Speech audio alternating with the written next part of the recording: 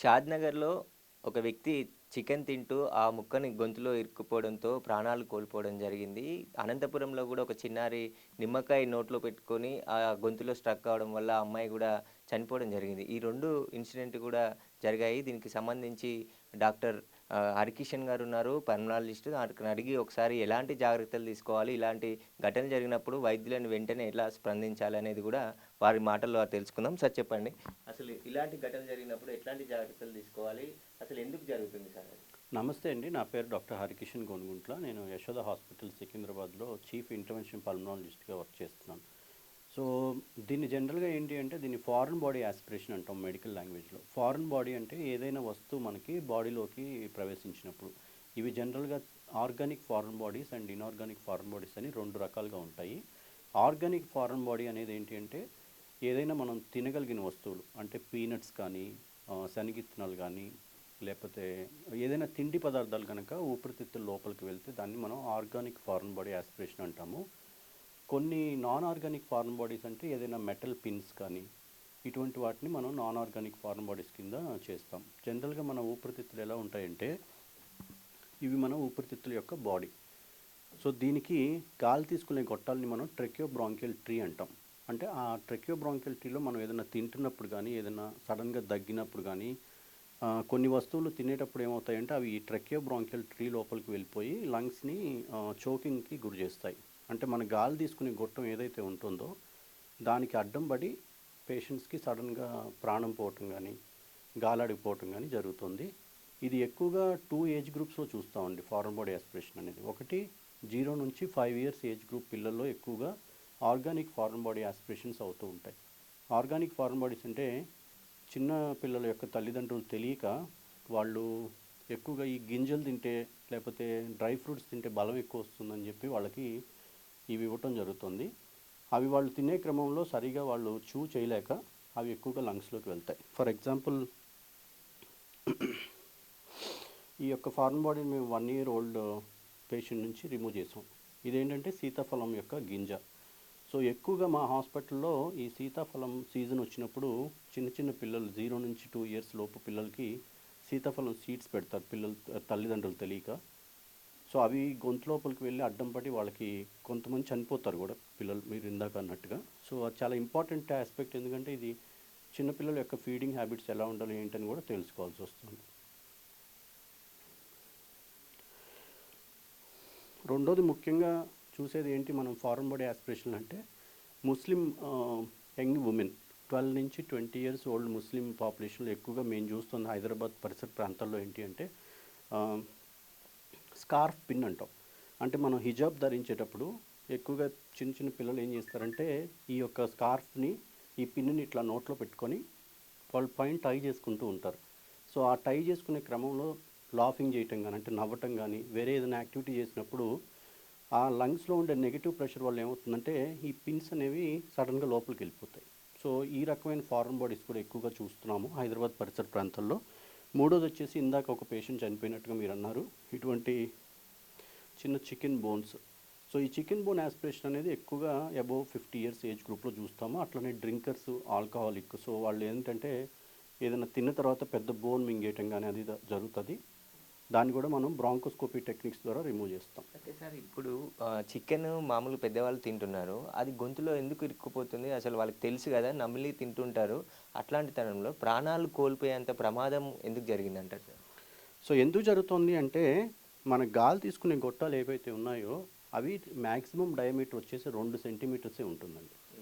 అంటే ఒక చిన్న బోన్ అనేది లోపలికి వెళ్ళటం వల్ల అది ఈ 2 సెంటీమీటర్స్ ఉండే గాలి ద్వారాన్ని కంప్లీట్గా బ్లాక్ చేస్తుంది.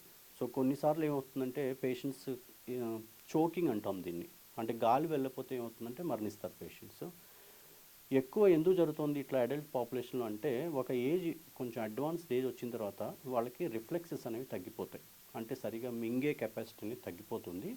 సో దానివల్ల వాళ్ళు అది మన జీర్ణకోశంలోకి వెళ్ళకుండా శ్వాసనాళంలోకి వెళ్ళి పేషెంట్స్కి అడ్డం పడి చనిపోతూ జరుగుతుంది. సార్ ఈ మధ్య కాలంలో మీరు రిమూవ్ చేసినవి చాలా ఉన్నాయి. ఒక పైపు కూడా మిగిలిపోయినట్టుంది. అది అసలు ఎట్లా సార్? ఎందుకు ఇట్లా? అంటే ఈ ప్రాబ్లము ఇప్పుడు మీకు కొత్తగా అనిపించవచ్చు కానీ మేము సెంటర్ ఆఫ్ ఎక్సలెన్స్ అండి. అంటే మా సెంటర్లో ఈ highest number of foreign bodies మేము యాస్పిరేట్ చేసాం. అంటే దీని స్పెషాలిటీ వచ్చేసి ఇంటర్వెన్షన్ పల్మనాలజీ అంటాం.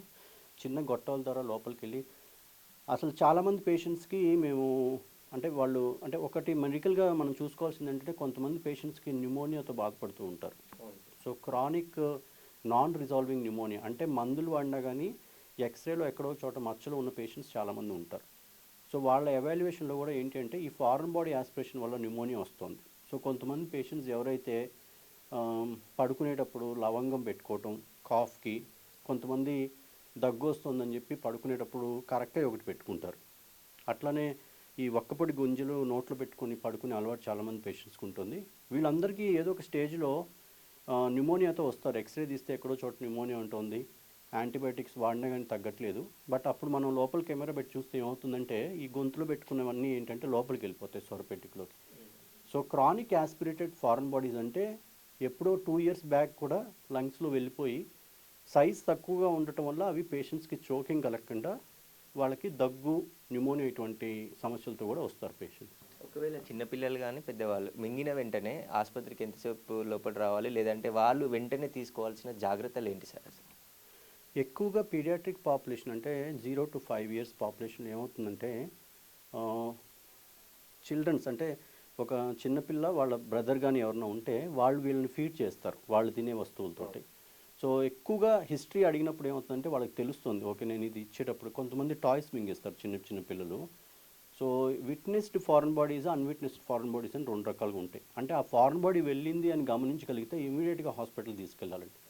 సో మనం ఇమీడియట్గా తీసుకెళ్ళకపోతే ఏమవుతుందంటే ఆ ఫారెన్ బాడీ అనేది టిష్యూ రియాక్షన్ కాజ్ చేసి గ్రాన్యులేషన్ టిష్యూస్ అనేవి ఫామ్ అవుతాయి లోపల. సో దాన్ని రిమూవ్ చేయడం కూడా కష్టం అవుతుంది. సో అందువల్ల ఎంత ఎర్లీగా తీసుకెళ్తే అంత మంచిది. మరీ చిన్న వయసున్న పిల్లలు ఏంటంటే కొంతమంది హాస్పిటల్కి వచ్చే ముందు కూడా చనిపోవటం జరుగుతుంది. స్వరపేటిక ఇది గాలి తీసుకునే గొట్టాలు అడ్డం పడటం వల్ల.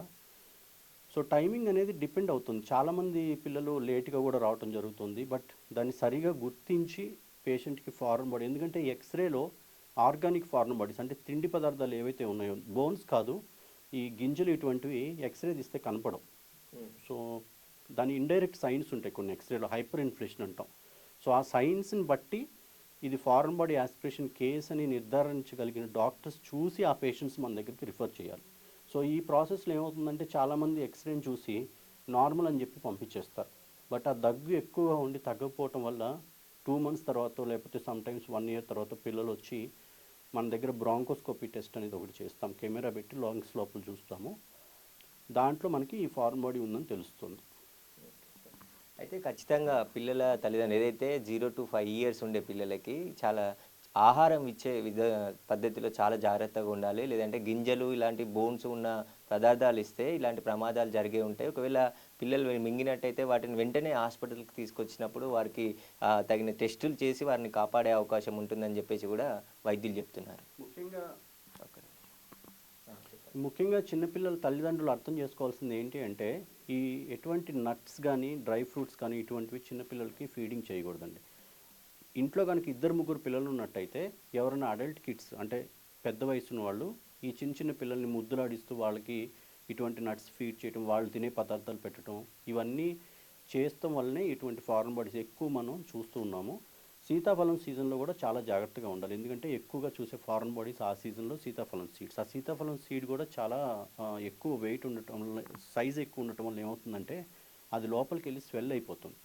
సో చిన్నగా ఉన్న ఫారెన్ బాడీ కూడా కొన్నిసార్లు లోపలికి వెళ్ళి ఆ ఫ్లూయిడ్ అంతా లాగేసుకొని అది స్వెల్ అయిపోయి పేషెంట్స్కి చోకింగ్ సెన్సేషన్ అది రావడం జరుగుతుంది.